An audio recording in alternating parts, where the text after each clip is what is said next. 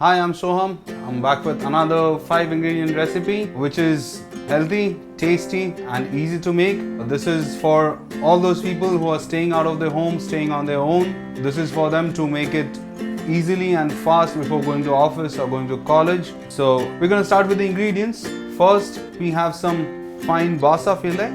We have some rice, 100 to 120 grams for one portion. We have lemons and we have some butter and some garlic which we're going to chop.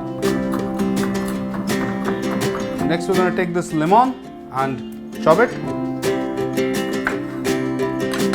So we're going to take the fish and pour some lemon juice over it and coat it well.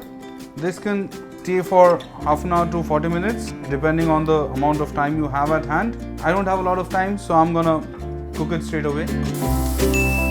Add some butter into this. Remember, we're not using any oil, just using a little butter for the fish to cook. We'll add our finely chopped garlic into the fry pan.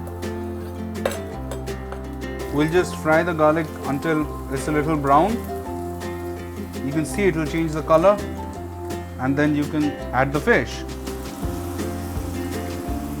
So you're going to cook it well and flip it occasionally because we need to cook both the sides equally well. So we're going to sprinkle some salt and some pepper later, just for a while, so that the fish cooks nice and easy. We'll move on to the next part, which is lemon butter sauce.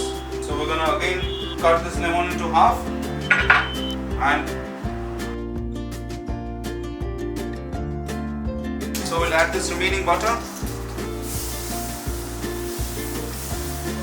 Here we have the lemons, we've chopped them into half. We're going to squeeze them.